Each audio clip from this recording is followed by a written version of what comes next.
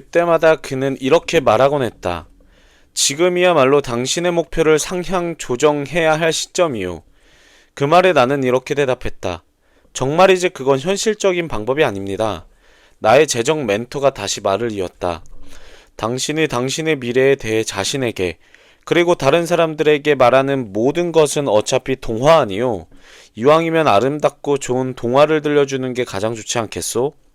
만약 그 동화가 현실이 된다면 당신은 꿈속에 살게 되는 거요. 악몽이 아닌 기분 좋은 꿈속에 말이요. 그 이후에도 그는 틈만 나면 나에게 난데없이 물었다. 당신 미래에 대한 당신의 동화는 어떻게 돼요? 그는 부정적인 시나리오는 절대 인정하지 않았다. 그래서 나는 항상 그에게 아주 찬란한 미래에 대해서만 말해야 했다. 정말 내가 생각해도 황당하게 그지없는 얘기를 할 때가 많았다. 한 번은 도저히 안 되겠다 싶어서 도대체 이게 무슨 의미가 있는지 회의가 된다고 투덜거렸다. 그러자 그는 이렇게 말했다. 그런 회의는 당연한 것이오. 그런데 문제는 그것이 지속되면 미래에 대한 부정적인 생각이 당신의 생각을 완전히 지배하게 된다는 점이오. 두 가지만 명심하시오. 첫째, 당신은 그런 회의에 대해 나 말고 다른 누구에게도 말해서는 안 돼요. 둘째, 그런 회의가 될 때면 곧바로 나에게 전화를 하시오. 그러면 우리는 그 비참한 동화를 다시 아름다운 동화로 바꿀 수 있을 것이오. 나는 그의 말을 따랐다. 나의 회의감은 시간이 갈수록 줄어들었고 나의 긍정적인 시나리오들이 점점 힘을 얻기 시작했다. 이 책의 앞부분에서 언급했던 나의 조언을 다시 한번 강조한다. 부정적인 사람들을 멀리하고 긍정적인 사람들과 어울리라. 당신으로부터 악몽이 아닌 기분 좋은 꿈 이야기를 듣고 싶어하는 사람들 말이다. 까만 옷을 입은 사람이 오더라도 도망치지 마라. 우리가 어려서 하던 놀이 중에 누가 까만 옷을 입은 사람을 무서워하나라는 놀이가 있었다. 나는 오랫동안 이 까만 옷을 입은 사람을 무서워했다. 한동안 나는 정말로 그런 사람이 나타날까봐 밤마다 침대 밑을 들여다보고 옷장을 열어보았다. 날이 어두워지면 지하실에는 내려가지도 못했다. 많은 사람들이 어른이 되고 나서도 한참 동안 이 까만 옷을 입은 사람에 대해서 무서움을 느낀다. 심지어는 그것이 평생을 가기도 한다.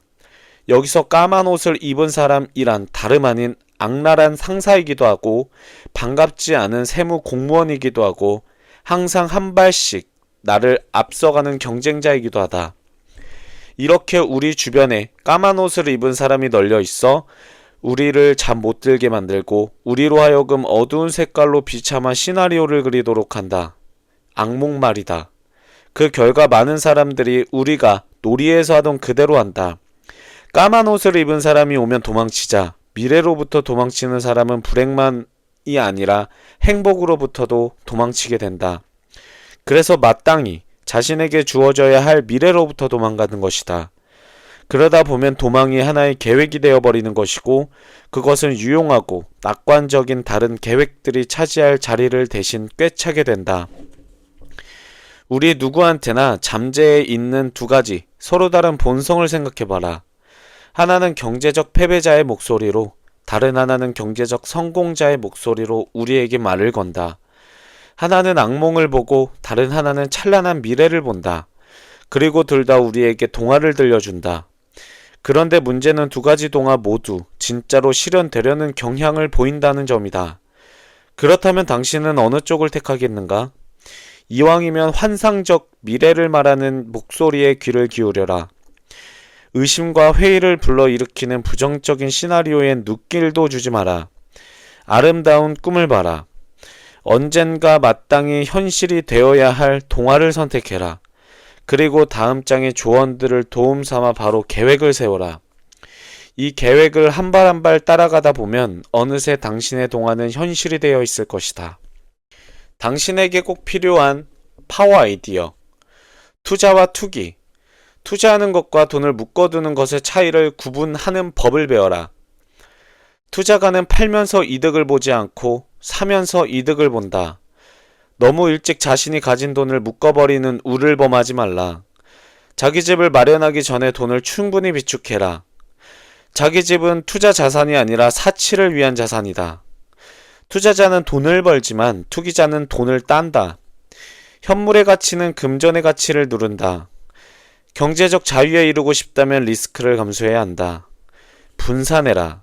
돈의 일부는 금전에 투자하고 나머지는 현물에 나눠서 투자해라. 투자가는 끊임없이 배우고 많은 시간을 투자할 준비가 되어 있어야 한다. 당신은 15에서 25년이 걸려 경제적 안정을 얻는 것에 충분히 만족하는지 아니면 더 빠른 길을 원하는지 결정해라. 그리고 당신은 투기자로 남는 것에 만족하는지 아니면 투자자가 되길 원하는지 결정해라. 우리는 미래를 예측할 수 없다. 그러나 우리는 미래를 만들어갈 수 있다. 당신 안에 있는 소리 가운데 환상적 미래를 예언하는 목소리의 귀를 기울여라. 꿈은 그것을 이루려는 경향을 갖는다. 12번째, 돈으로부터 자유로워지는 3단계. 행복을 이루는 데 두 가지 방법이 있다. 소망을 축소하든지 아니면 수단을 확장하는 것이다. 현명한 사람은 이 두 가지를 동시에 추구한다. 벤저민 프랭클린. 누구나 자신의 경제적 소망을 추구할 권리가 있다. 그러나 꿈을 이루려면 먼저 그 꿈의 실체를 정확히 알아야 한다. 과연 경제적으로 완전한 자유를 누리기 위해선 얼마나 많은 돈이 있어야 하며 얼마나 오랜 시간이 걸릴까? 1단계. 먼저 경제적 에어백을 마련해라. 아마도 당신은 목표를 제대로 세우는 것이 중요하다는 말을 많이 들어보았을 것이다. 하지만 자신의 경제적인 목표를 세울 때는 그 중요성을 얼마나 진지하게 고려하고 있는가? 다음 질문에 답해봐라. 예컨대 당신의 수입이 갑자기 끊기고 당신한테서 돈을 빌려간 사람들은 제때 돈을 갚지 않는다고 하자. 또는 갑자기 직장을 잃거나 병이 들었다고 하자. 그런 상태로 당신은 얼마 동안 생활할 수 있는가?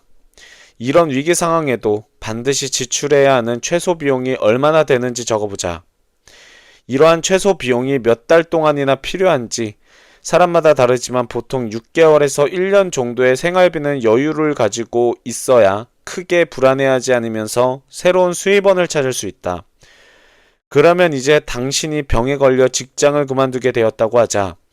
당신이 다시 건강해져서 마음에 드는 새 일자리를 구하기까지 최소 얼마의 기간이 필요한가? 앞에 최소 비용과 이 비용이 필요한 최소 개월수를 곱해봐라. 이 금액은 당신이 자신의 건강과 정서적 안정감에 대한 책임을 다하기 위해 절대적으로 필요한 안전장치인 경제적 에어백이다. 이 비용을 마련해야 하는 사람은 당신 자신이다. 그리고 당신한테는 가족에 대한 책임도 있다.